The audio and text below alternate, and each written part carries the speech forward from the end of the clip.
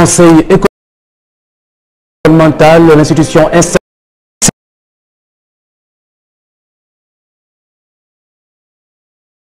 dans la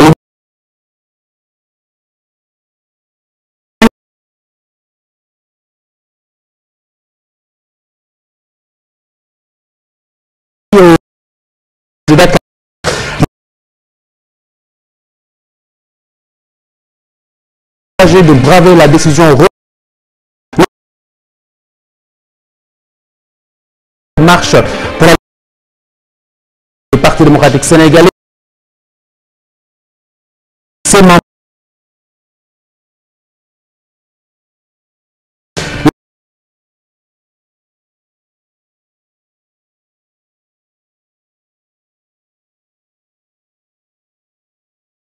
critiques acerbes contre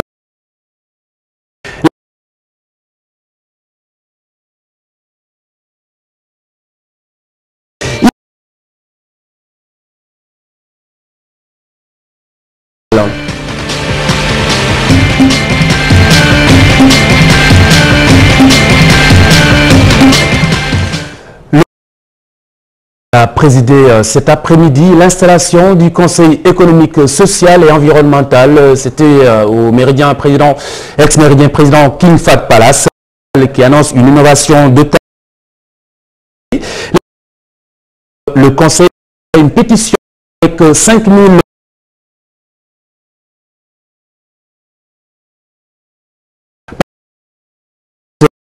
conseillers à deux feuilles de route. Voici le rendu avec Mardieng et Chérifia. Pour la première fois dans l'histoire, une femme se voit portée à la tête du Conseil économique, social et environnemental. Aminata Tall, très ambitieuse, décline ici sa feuille de route. Les Sénégalais veulent que l'autorité de loi soit respectée de l'État. Ils veulent que les gouvernants s'intéressent à leurs problèmes. Ils attendent des responsables publics qu'ils servent l'intérêt général et non les intérêts particuliers ou purement politiques. Parmi les innovations apportées au sein du Conseil économique, social et environnemental, la possibilité pour les citoyens de le saisir. La deuxième innovation porte sur la possibilité offerte dorénavant aux citoyens de le Conseil économique, social et environnemental par le processus et participatif qui consiste pour un groupe de citoyens, en l'occurrence 5000, à l'appréciation du Conseil économique, social et environnemental. Le président de la République a également invité les conseillers à mettre les citoyens au cœur de l'action publique. Face aux défis et urgences,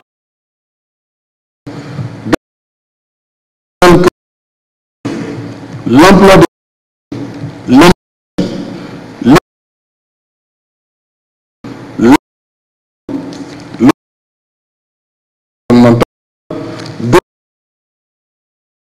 le dialogue avec différentes composantes de la nation, Macky Sall a insisté sur la nécessité pour les conseillers de prêter l'écoute et la coopération avec les autres institutions. Et puis enfin, délicieux.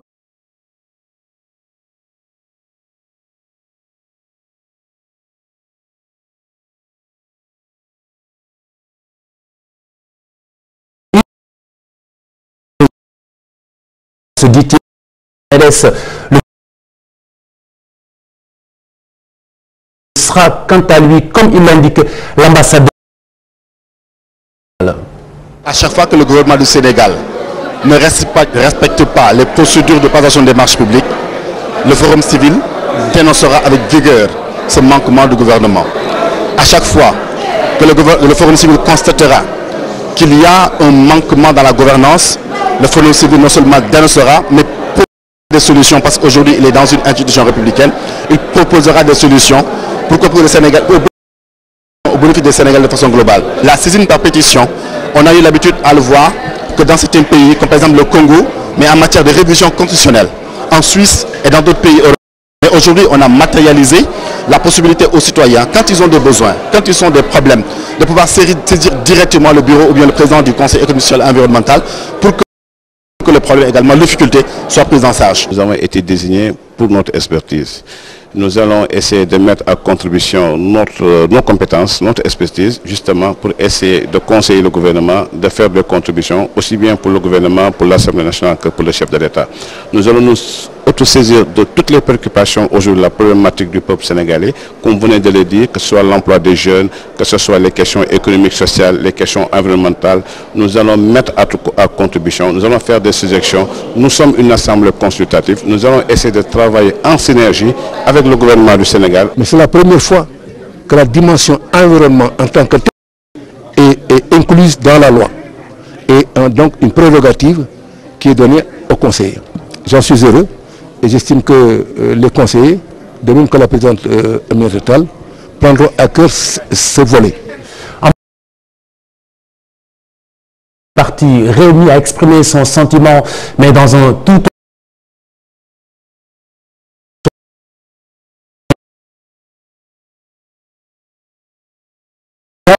anormal au sujet d'Idrissa Seck. Ah non, ça c'est un recul, ça c'est pas normal, c'est un recul démocratique grave. Il faut laisser quand même les libertés constitutionnelles s'exprimer. Nous devons utiliser les forces de l'ordre pour que les marches n'occasionnent pas de troubles à l'ordre public, mais interdire une marche au XXIe siècle, c'est totalement acceptable. Cette marche pour la libération de Karim Wade en prison, je le rappelle, dans l'affaire des biens mal acquis, selon le leader Mansour Djamil, par ailleurs, sénégalaise à l'enrichissement illicite et des biens mal acquis. Il marche. Djamil.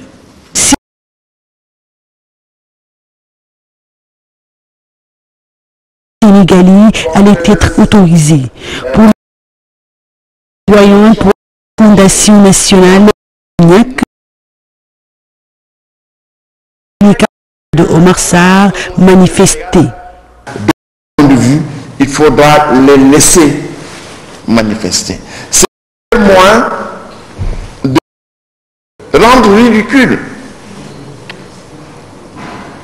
le mot de Versailles a donné à ses militants. Il a dirigé ce pays pendant 12 ans. Il devait faire preuve de sagesse. Le pour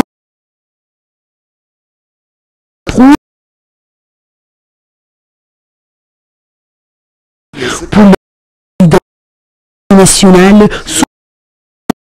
dans cette épreuve. Le gouvernement, en lançant la traque des biens mal acquis, s'attaque au triomphe facile de l'arrogance des tricheurs.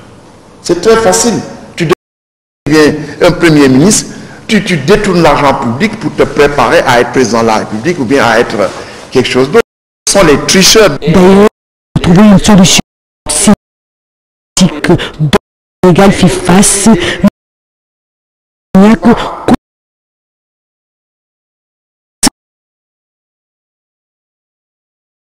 Nous avions considéré qu'il y avait un déficit de ce débat ici au Sénégal.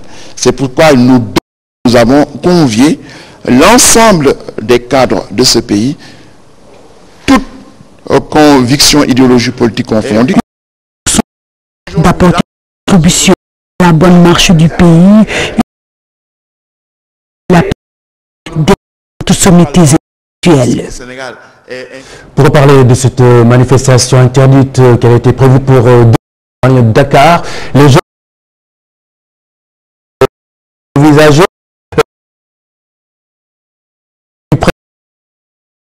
ils y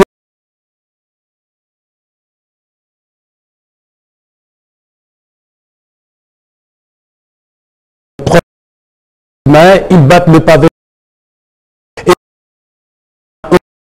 Marche nationale à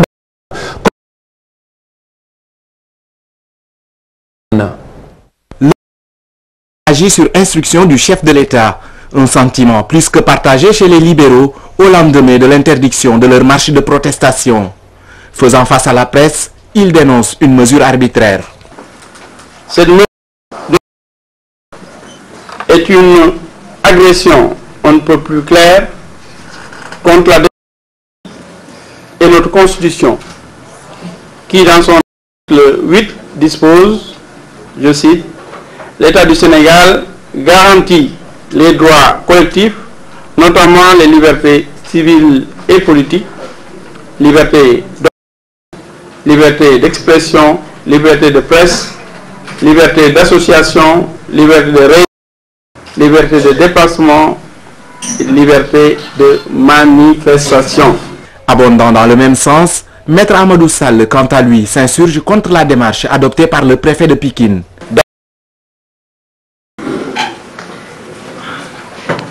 Par la presse. Même si elle n'a pas un caractère confidentiel, je l'ai déposé personnellement. Je ne l'ai pas déposé au porteur. C'est la presse qui nous en a informés.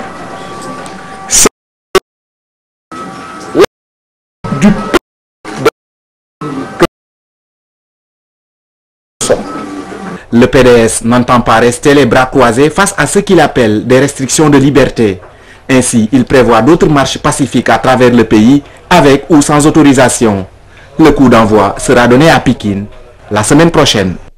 Le préfet de Pikine appelle à qualifier la décision de préventive.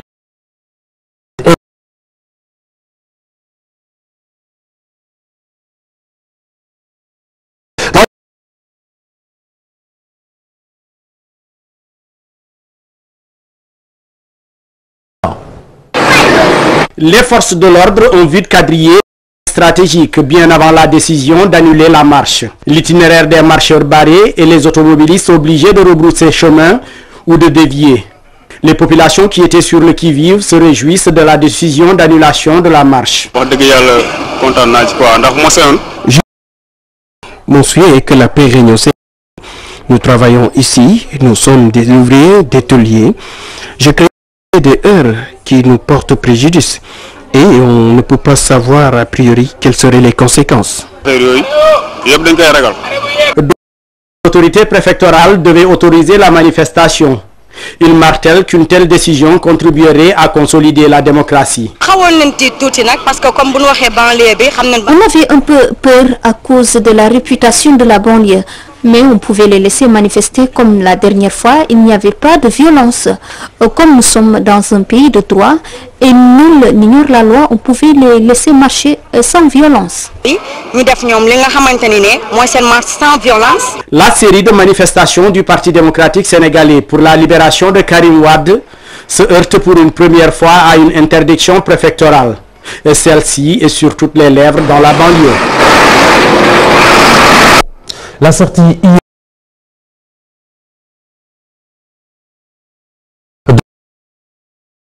Malaki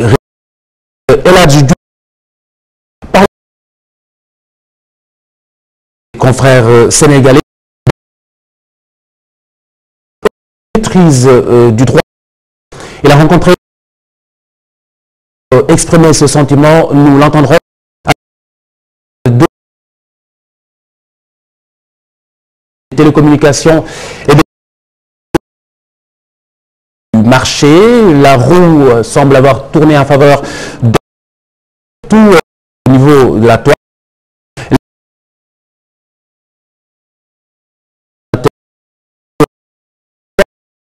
Départ de marché et exprès 11% du... Et puis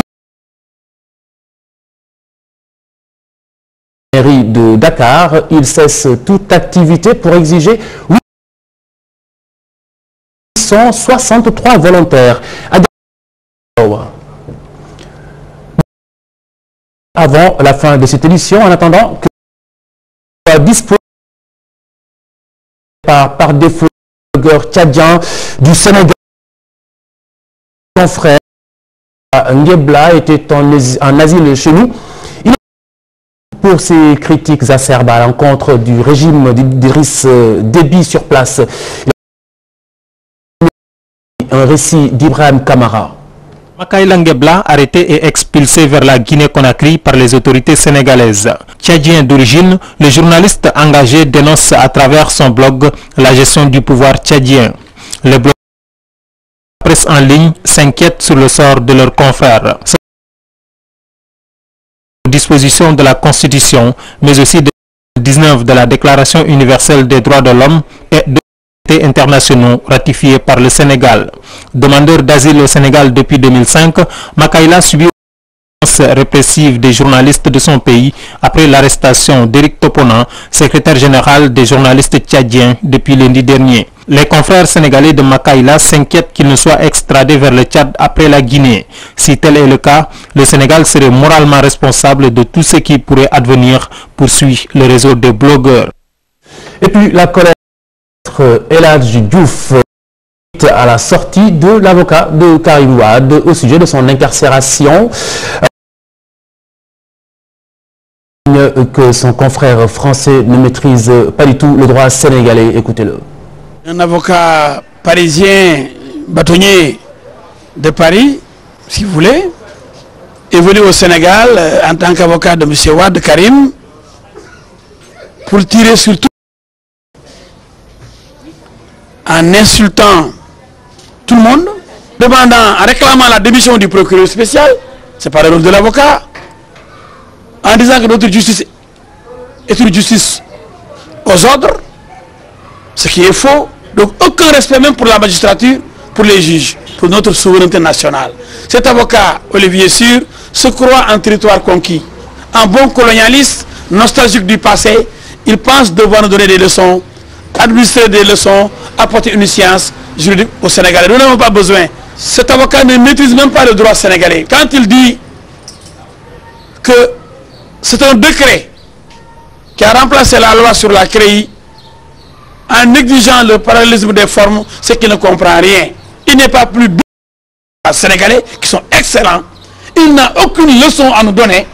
La colère de Maître El Hadji Diouf, vexé par la sortie d'hier de son confrère français.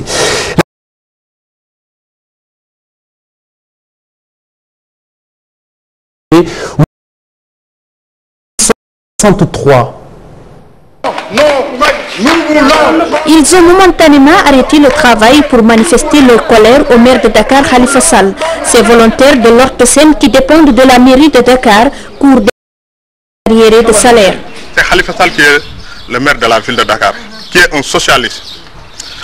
Le 1er mai, quand il a pris fonction, on l'a présenté nos bulletins de salaire. 25 000 francs. Il était très étonné. Il nous a promis qu'il va régler la situation de ordre. Mais jusqu'à présent, rien ne s'est fait. On est resté 8 mois sans salaire. Ces s'activent pour la plupart dans la santé nutritionnelle, l'enseignement et la culture. Après des années de volontariat, ils veulent une revalorisation de leur situation professionnelle. Les agents du ministère de l'Éducation perçoivent chaque mois 190 000 francs par mois.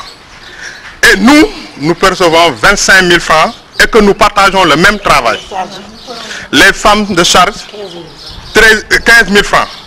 C'est inadmissible. Nous voulons qu'on nous paye nos 8 mois d'arrière de salaire et qu'on nous recrute. Pour la restructuration du travail en matière de santé, d'éducation et de nutrition existe depuis 1996. Les travailleurs disent au participer dans la mise en programme La Case des Tout-Petits. Avant l'espoir déjà sur ce plateau, voici un point de l'actualité internationale ramassé hier. Le président nigérian Goodluck Jonathan a entamé une visite officielle en Afrique du Sud où il doit rester 2 jours jusqu'à l'ouverture du Forum économique mondial. C'est la 2e rencontre en moins d'1 mois entre les chefs d'État des 2 géants du continent. Un signe de détention des relations plutôt difficiles ces dernières années. Selon Goodluck Jonathan, l'Afrique du Sud ne sont pas en compétition pour représenter l'Afrique en tant que membre permanent du Conseil de sécurité de l'ONU. Madagascar, le sud-ouest de la Grande Île, est ravagé depuis plusieurs semaines par une invasion de criquets. Toutes les cultures de cette partie sont atteintes par une centaine d'essaims.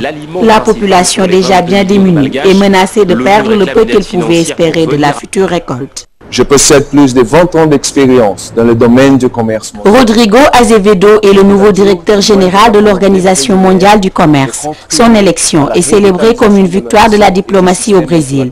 La présidente Dilma Rousseff évoque un ordre mondial plus dynamique et juste. Dans le domaine des négociations.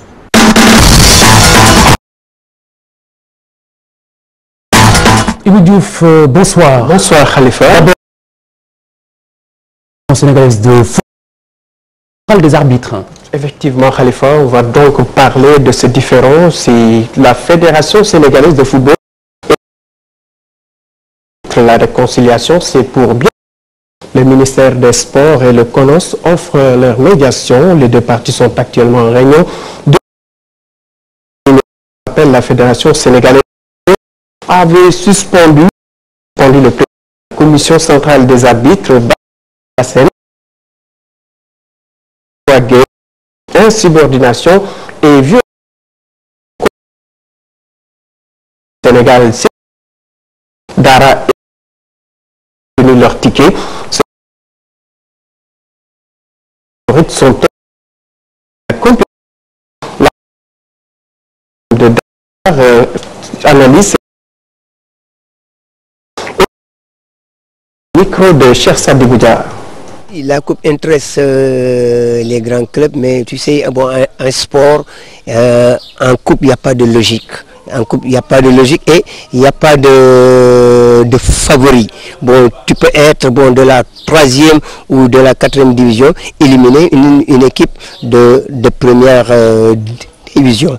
Nous, dans notre temps, quand on jouait, quand j'étais avec l'équipe de la Poulie, si on rencontrait une équipe de 2e, on respectait que l'équipe de la première division, et ça nous donnait chaque fois la chance bon, de les éliminer. Mais si on ne respecte pas les équipes, on dit que bon, l'équipe est dans une division inférieure à la nôtre, donc bon, on va dire que bon, attends, bon, cette équipe là, moi je ne vais pas la respecter, et qu'en ce moment bon, ça va être chaque fois des surprises. Football, toujours les derniers sondages ont montré les clubs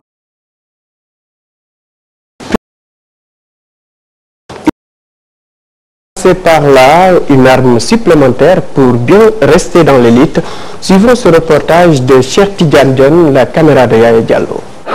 Les statistiques ont démontré que Niary Tally et le Casa Sport sont parmi les clubs qui mobilisent le plus de supporters. Les dirigeants rencontrés livrent le secret. C'est organisé depuis autant de temps. On a un bureau de membres de 25 personnes. Il y a les présidents, il y a tous les membres qui sont dans ce bureau-là. Bon, on a organisé tout. Le club se déplace à Casamance ou à Saint-Louis. On s'est organisé, on a un caisse, on a un président, on a un trésorier. C'est l'unité de toute la région naturelle de la Casamance. De Kolda, de Sédhiou, de Bignona, de Ziguinchor, de Souy. Les de ces deux. Par contre, le manque de moyens est facteur bloquant surtout en cas de déplacement. On se déplace à Casamance ou à Saint-Louis. On s'est organisé, on a un caisse, on a un président, on a un trésorier. Mais parfois, il y a certains comme à partir à Casa, à Saint-Louis, c'est très difficile de voir vers les bonnes volontés qui sont dans le quartier pour le soutien, pour qu'on puisse supporter, soutenir le comité supporter, pour qu'on puisse faire nos déplacements. C'est des cotisations. Nous sommes... Mais c'est qui nous accompagnent. C'est les sources de... Se disent des Baïfal. Ils disent qu'ils sont les Baïfal du Casa Sport. Ils aiment leur équipe. Ils veulent développer leur équipe. Bon, maintenant, il y a des moments difficiles, on accepte, mais il y a des moments de bonheur, on accepte. Comme le coach a l'habitude de dire, vous les supporters, c'est vous qui doivent soutenir le club. Dans ces moments-là, surtout dans ces moments-là, qu'on est 10e dans le championnat, c'est dans ces moments-là que le club a besoin de nous. Il faut qu'on accepte ça, on se concentre derrière nos staff techniques, nos dirigeants, nos joueurs, pour faire pousser aux victoires finales. Les Galactiques éliminés par les Ziguinchorois sur le score de 3 buts à 1 de finale de la Coupe du Sénégal lundi dernier. Ce Alex Ferguson tire sa révérence. Le mythique entraîneur décide d'arrêter sa carrière d'entraîneur à la fin. C'est d'anecdotes, n'est-ce pas, Cheikh Tidiane Diallo? On pourrait l'appeler l'homme à trophée. car Sir Alex a tout gagné avec les Red Devils. Au total, 38 trophées majeurs, dont 13 titres de champion d'Angleterre, 4 FA Cup, 2 champions. Avec le départ d'Alex Ferguson, c'est une institution qui quitte le club après 27 ans de bons et loyaux services à la tête de Manchester United. Une fidélité sans dans le monde du foot business. On retiendra aussi de l'homme ses colères dévastatrices. David Beckham pour en témoigner, lui qui a reçu ses crampons à la tête dans les vestiaires après un match raté. L'Écossais âgé aujourd'hui de 71 ans part, mais il reste tout de même dans le giron de Manchester United dans un rôle d'ambassadeur.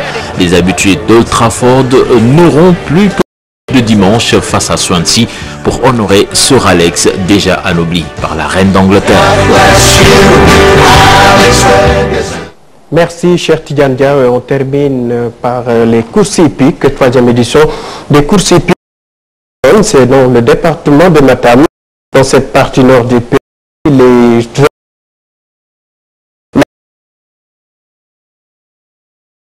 C'était tout pour la page sport du jour, Khalifa. Hugo Diouf, merci beaucoup. Dans un instant, sur ce plateau, Pape Dieng, conseiller en organisation à la communication du défunt Conseil économique. Et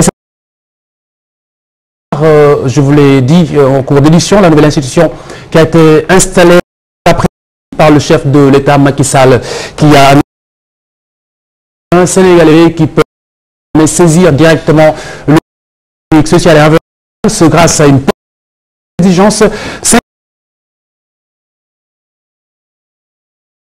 l'innovation qui s'ajoute de l'État avec nous. Bonsoir. Bonsoir. Intègre l'environnement, c'est la nouveauté au-delà de l'innovation annoncée par le chef de l'État. Alors, fort de votre expérience dans la nouvelle équipe de communication que vous avez dirigée, quelles sont aujourd'hui vos attentes face à cette nouvelle institution? Merci. L'intégration de l'aspect environnemental vient d'être consacrée institutionnellement, mais ce sujet était déjà débattu à l'intérieur. Oui. Dans le cadre des commissions de développement durable, dirigées d'ailleurs par Madame Waré Ghanin, qui était la présidente de Green Sénégal, et toutes les questions d'écologie, de pesticides étaient déjà abordées. Oui. Maintenant, comme vous le savez, l'environnemental, le développement durable est devenu un enjeu mondial. Au-delà de la sauvegarde et persévérer et même garder les conditions sur lesquelles les gens vivent, il y a un intérêt économique et financier. Ce qui fait qu'il va de soi, par rapport aux nations, par rapport aux populations et par rapport aux d'y mettre l'institutionnalisation du caractère environnemental. Très bien. Alors, avant cette coïncidence, la France qui effectue une réforme, l'appel de son conseil changé, avec justement l'environnement qui arrive. Et alors, simple coïncidence, exigée justement par les exigences de l'heure, ou mimétisme? Non du tout, hein, parce que comme vous le savez, les conseils économiques et sociaux au niveau du monde fonctionnent de la même manière, parce qu'ils ont des missions génériques communes. Être à l'écoute des populations, écouter, faire attention à l'État. Donc puisque l'environnementalement s'impose, donc ce qui fait que cela va de soi, étant une préoccupation citoyenne, une préoccupation gouvernementale et même internationale, cela va de soi. Donc pas de mimétisme, mais vous savez, le Sénégal est dans le concert des grands États démocratiques. Et étant, il va de soi que cet aspect puisse être... Donc, je ne crois pas que c'est du mimétisme. Dans le sillage d'autres normal du développement des institutions du pays. Très bien. Alors, pour parler à présent de la composition de ce conseil, y a-t-il équilibre, disons, social, si l'on se rappelle des voix qui sont élevées pour dénoncer l'absence de parité au sein de ce conseil? Oui, d'abord, il faut savoir que le conseil, c'est un compil de compétences avérées. Où on a plus de 80 expertises venant des catégories socio-professionnelles, de leur expérience en termes de vécu professionnel, qui donnent des avis. Et il y a 40 autres qui viennent peut-être de l'aspect politique de la chose, parce que toute institution aussi comporte un aspect politique. Mais ceci dit, l'un dans l'autre, on peut dire rapport à la parité qui a été dans l'ancienne institution, où plus de 45% des femmes avaient une représentation effective. Bon, si on le fait de façon quantitative, on peut parler peut-être... Ce qui n'est pas forcément intéressant. On peut parler de recul quantitatif, mais bon, le recul quantitatif peut être corroboré ou complété par l'avancée qualitative. Parce que je vous avoue que nous avons des personnes de qualité sur la liste des membres du Conseil économique et social. Et nous en avons vu tout à l'heure avec Chérif Dia, au Méridien président. Saisir directement le contenu de votre expérience, c'est tout de même constructif. Oui, le rythme de la saisine citoyenne est un travail qui a été abordé avant, parce qu'il y avait ce qu'on appelait le numéro vert, qui permettait aux citoyens de venir directement, de téléphoner et d'être saisis. Et maintenant, avec cette nouvelle saisine, dans l'institution, parce que même vous l'avez entendu, le président, il vient de dire que l'institution doit être à l'écoute des citoyens et être une institution pour donner des avis et des conseils de qualité et de taille. Donc moi je crois qu'avoir l'approche citoyenne, d'autant qu'il y a moins de 2 ans avec le DEFE Conseil, il y avait un travail de collaboration et de collaboration avec la société civile où cette participative et inclusive était déjà en route. Donc je vois que ceci n'est que l'apothéose d'une démarche déjà ancrée dans cette institution. Oui, alors il a été question également de menaces de perturbation de la part de membres de l'ancien. Pourtant,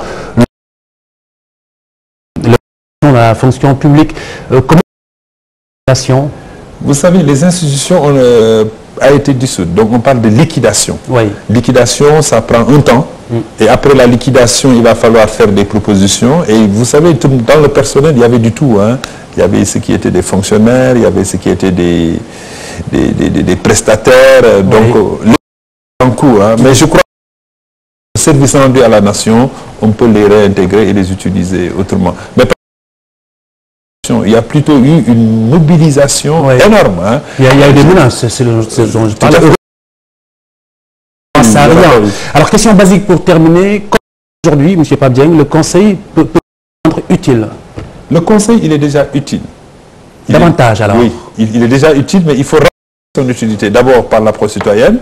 Et deuxièmement, en mettant en œuvre les comités électoraux, les comités économiques et sociaux, qui sont accolés au niveau des conseils régionaux, qui ou la façon régionale, la façon locale, de prendre des avis qui seront répertoriés au niveau national pour une application et des conseils avisés au niveau central. Pape Dieng est conseiller en organisation au Palais de la République. Il est également ancien directeur de la communication du et environnemental, social et donc environnemental désormais. Merci de nous avoir profité de votre expérience. Bonne soirée sur TFM.